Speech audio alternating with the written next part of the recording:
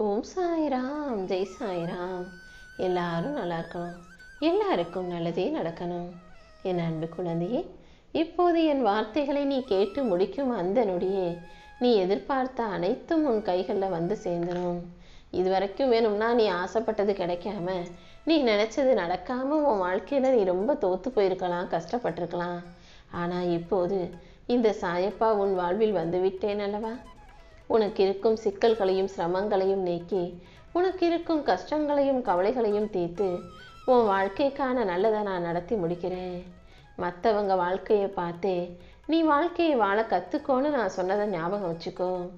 அடுத்தடுத்து இந்த உலகில் உனக்கான செயல்களை நீ சிறப்பாக செய்யும்போது, கவனத்தோட விழிப்புணர்வோட வாழும்போது எந்த விதத்திலும் நீ தோத்து போக மாட்டாய் என் செல்லமே. ஒரு விஷயம் நடந்துச்சுன்னா அதற்கு பின்னால் இருக்கும் மூல காரணத்தையும், ஏன் நடந்தது, எதுக்கு நடந்ததுன்னு உட்கார்ந்து ஆராய்ச்சி செய்யாம நடக்க வேண்டிய விஷயங்களை பற்றி மட்டுமே யோசி.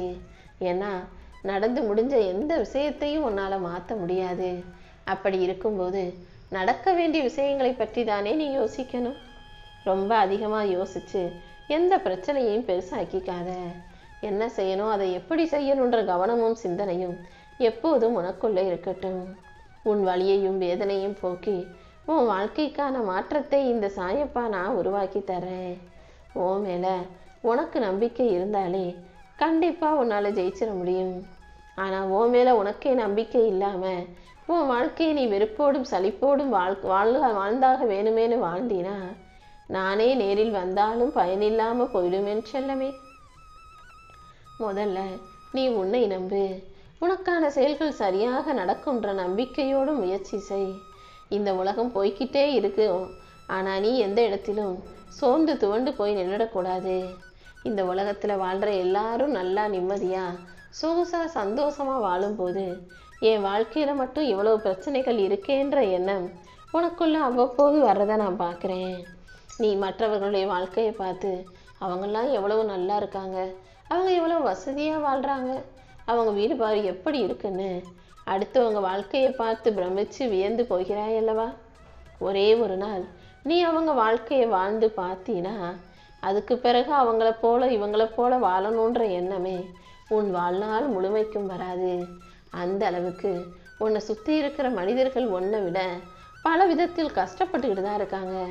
ஒருத்தருக்கு உடல் பிரச்சனை, ஒருத்தருக்கு மனசு பிரச்சனை, ஒருத்தருக்கு நோய் பிரச்சனை, ஒருத்தருக்கு உறவுகளால் பிரச்சனை, ஒருத்தருக்கு வாழ்க்கையே பிரச்சனை, ஒருத்தருக்கு பண பிரச்சனை. இப்படி ஒவ்வொருவரும் ஒவ்வொரு பிரச்சனைகளோடு தான் வாழ்ந்துக்கிட்டு இருக்காங்க. அவங்களோட ஒப்பிடும்போது உன் கஷ்டம்லாம் ஒன்றுமே இல்லைன்னு நினச்சி நீ தைரியமாக இருக்கணுமே செல்லமே. இந்த உலகத்து மனிதர்கள் செய்கிற தவறு என்ன தெரியுமா? இளமையான சின்ன வயசுல இருக்கும்போது பொறுப்புகளை சுமக்க மறுக்கிறீங்க. இதெல்லாம் வேற செய்யணுமா, அவங்கள பார்த்துக்கணுமா, இதை செய்யணுமா அதை செய்யணுமான்னு பொறுப்புகளை ஏற்றுக்கொள்ள ரொம்ப தயங்குறீங்க. அதுக்கப்புறம் நடுத்தர வயசு வரும்போது என்னடா எப்படிடா சமாளிக்க போறோன்னு திணறீங்க.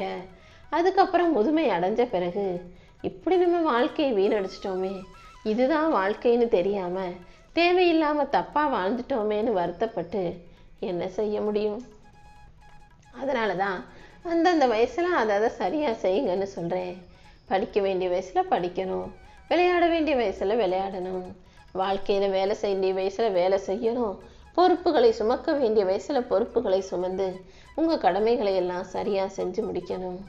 இப்படி இளம் வயதிலும் நடுத்தர வயசுலையும் வாழ்க்கையை விளையாட்டா நினைக்காம நல்லா கவனமா வாழ்ந்துட்டீங்கன்னா முதுமை காலத்தில் வாழ்க்கையை விளையாட்டா சந்தோஷமா ரசிச்சு அனுபவிச்சு வாழலாம் என் செல்லவே.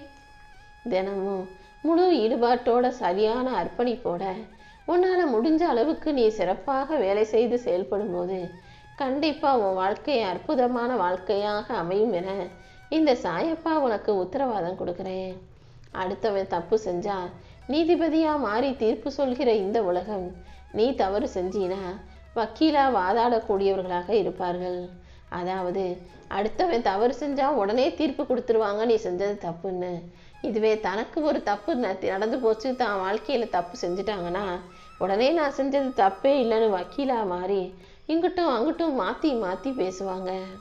இப்படிப்பட்ட மனிதர்கள் வாழும் இந்த பூமியில உனக்கு பேசவும் தெரியல, பொய்யா நடிக்கவும் தெரியல. இயல்பா யதார்த்தமா உண்மையாய் வாழக்கூடிய நீ எப்படி வாழப்போறோம்னு தானே பிரமிக்கிறாய். கவலைப்படாத. பொய் பேசுறவங்களுக்கு இந்த சாயப்பா ஆதரவா நிற்க மாட்டேன். ஆனா உண்மையை பேசக்கூடிய உனக்கு துணையாக ஆதரவாக பாதுகாப்பாக நான் இருக்கிறேன் அல்லவா. வருங்காலத்தை பத்தின கவலையே உனக்கு வேண்டாம். இந்த நிகழ்காலத்தில் நீ நல்ல விதமாக வாழும்போது உன் வருங்காலம் தானாகவே மலர்ந்துவிடும். யார் உன்னை ஒதுக்கி வச்சாலும் நீ கவலைப்படாத. யார் உன்னை எந்த தூரத்தில் வைக்கிறாங்களோ அதே தூரத்தில் நீ வாழ கற்றுக்கோ. அதனால உனக்கு எந்த ஒரு நஷ்டமும் வராது என் செல்லமே. உன் வாழ்க்கையில் நடக்கிற எதை பார்த்தும் பயந்து மிரண்டு போக வேண்டாம்.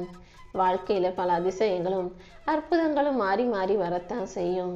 நல்லது நடந்தாலும் கெட்டது நடந்தாலும் அதை அப்படியே ஏற்றுக்கொள்ள தயாராகு. ஏன்னா வாழ்க்கையில் நீ அனுபவிக்கிற எல்லாமே ஏதாவது ஒரு பாடத்தை உனக்கு கற்றுக் கொடுத்துட்டு தான் போகும்.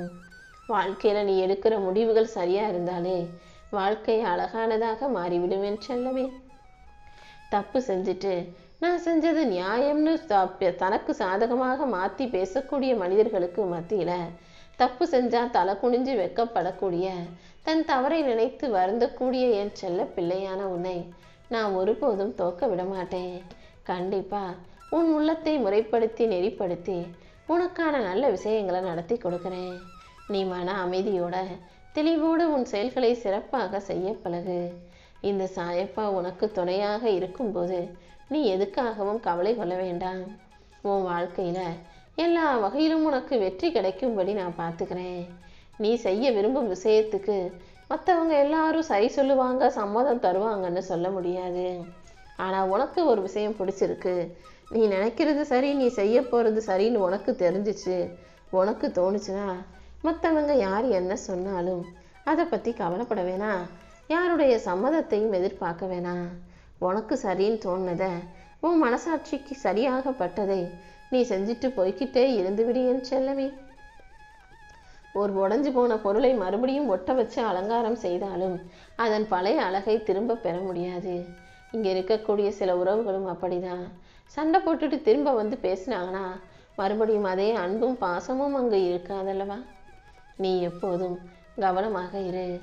அன்பா இருந்தா உன்னை ஏமாளின்னு சொல்லுவாங்க, உண்மையா இருந்தீனா உன்னை முட்டாள்னு சொல்லுவாங்க. ஆனால் நல்லா நடிச்சு நல்லவன் போல பேசுனா நிஜமாவே உன்னை நல்லவன்னு இந்த உலகம் சொல்லும். அப்படிப்பட்ட பொய்யான போலியான உலகத்துல தான் நீ வாழ்ந்துகிட்டு இருக்க. என்னைக்காவது ஒரு நாள் என் வாழ்க்கைக்கு விடிவு காலம் வந்துரும்ன்ற நம்பிக்கையில் தானே இங்க இருக்கக்கூடிய எல்லா மனிதர்களும் வாழ்க்கையை வாழ்ந்துகிட்டு இருக்கீங்க. உன் வாழ்க்கை எப்படி இருந்தாலும் கூடிய சீக்கிரம் அனைத்தையும் சரி செஞ்சு இந்த சாயப்பாவே உனக்கான சந்தோஷத்தை கொடுக்குறேன். நீ போகும் பாதையில் இந்த சாயப்பா நானும் உனக்கு துணையாக வருவேன். அதனால நீ எதை பற்றியும் கவலைப்பட வேணாம். உன் வாழ்க்கையில உனக்கான உயர்வை தர வேண்டியது என்னுடைய கடமை. நீ ஒருத்தரை நம்பணும்னு நினச்சினா அவங்க சொல்கிறத மட்டுமே கேட்டு அவங்களை அப்படியே நம்ப வேண்டாம். அவர்கள் சொல்வதும் அவர்கள் செயல்களும் ஒரே மாதிரி இருக்கான்னு பாரு. ஒருத்தருடைய பேச்சை கேட்டு நம்பாம அவர்களது செயல்களை பார்த்த பிறகு நம்பு.